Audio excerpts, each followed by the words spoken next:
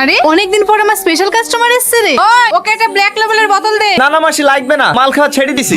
যা সালা, তোরা সাধু হয়ে গেলে আমার ব্যবসা কি করে চলবে রে? তোমার ব্যবসায় তালা ঝুলিয়ে দাও। এই ভাই তুই সত্যি সব কাজ ছেড়ে দিয়েছিস? হ্যাঁ। হঠাৎ এত পরিবর্তনের কারণ তুই একদিন বলেছিলি না, যখন শাসন করা লোক আসবে আমি এসব কাজ ছেড়ে দেবো, ঠিক তেমন আমার জীবনেও একজন এসেছে। এই টনি, একটা নতুন মেয়ে এসেছিল না, সালমা বলে না? তুই তো মেয়েটার কাছে প্রথম গেছিলি। মেয়েটা না রাত্রেই পালিয়ে গেছে। মেয়েটাকে কি কোথাও দেখেছিস? আমি দেখিনি। পালিয়ে যাবে কোথায়? খুঁজে বার করবো। মারছে কেন ওকে? টনি তুই বাইরে যা খুশি তাই করগে, আমরা দেখতে যাবো না, কিন্তু এই সমাজে মেয়ে নিয়ে ফুর্তি করবি সেটা আমরা মেনে নেবো না। বিশ্বাস করে আপনারা যেটা ভাবছেন সেটা না। তাহলে এই মেয়েটাকে, ওর সঙ্গে তোর কিসের সম্পর্ক? ও আমার বউ।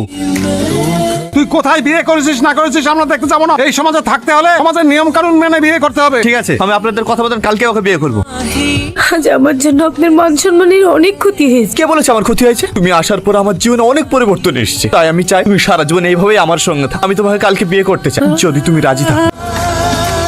বন্ধ কর এই বিয়ে। এই বিয়ে হবে না। কেন স্যার? এই ছেলেটাই মেয়েটাকে কিডন্যাপ করে এনে চুরি করে বিয়ে করছে। মিথ্যা কথা স্যার। স্যার, ওর কথা বিশ্বাস করবেন না। ও আমাকে দিয়ে নোংরা কাজ করাতে চেয়েছিল, তাই আমি হোটেল থেকে পালিয়ে এসেছি। হোটেলে থালা বাসন মাঝে তুই নোংরা কাজ বলছিস? চাচাকে মাসে মাসে টাকা পাঠাতে হয়, এইটুক নোংরা কাজ তো করতেই হবে।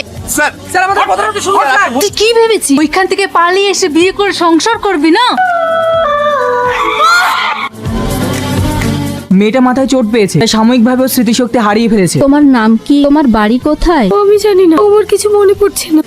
ওই দেখ, মামারা মেয়েটা ওকে পেয়ে কত খুশি, তাই বলছিলাম তুই মেয়েটাকে বিয়ে কর। এটা তুমি কি বলছো মা? অন্তত ওই বাচ্চা মেয়েটার মুখের দিকে তাকিয়ে রাজি হ। বিনা দোষ আমাকে জেলে পাঠিয়ে ভালো আরামে আছি না, তোখানে বাঁচতে বল বল আমার সামনে কোথায়? ওকে আমরা সেদিন নিয়ে গেছিলাম ঠিকই, কিন্তু গাড়িতে তোলার সময় ও আমার হাতে কামড় দিয়ে পালিয়ে যায়। আমরা ওর পিছনে তাড়া করি, কেউ একটা গাড়ির সাথে অ্যাক্সিডেন্ট করে আমরা ভয়ে ওখান থেকে পালিয়ে আসি। তোমাকে বলেছিলাম না টনি একটা মেয়ের কারণে এত পরিবর্তন হয়েছে, এত ভালো হয়ে গিয়েছে, মেয়েটাকে আর পাওয়া যাচ্ছে না। পাওয়া যাচ্ছে না মানে? মেয়েটা কোথায় গিয়েছে? জানিনি খালা, জানলে তো হয়েই যেত। মন খারাপ করিসনি ভাই, কিছু প্রিয় জিনিস থাকে যেটা জীবন থেকে হারিয়ে গেলে মেনে নিতে শিখতে হয়। যেমন আমার স্ত্রী, ওকে আমি কত ভালোবাসতাম।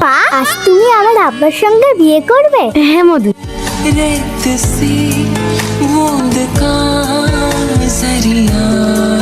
কি হয়েছে তোমার? কে আপনি? আমাকে চিনতে পারছো না? না, আমার টনি কোথায়? আমি টনির কাছে যাব। আমি আমার টনির তোমার নাম সালমা?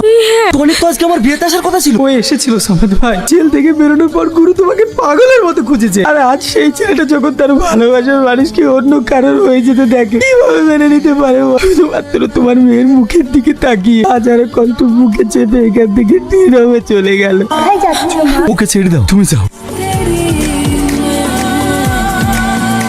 মা, আজ তুমি আমার আব্বার সঙ্গে বিয়ে করবে?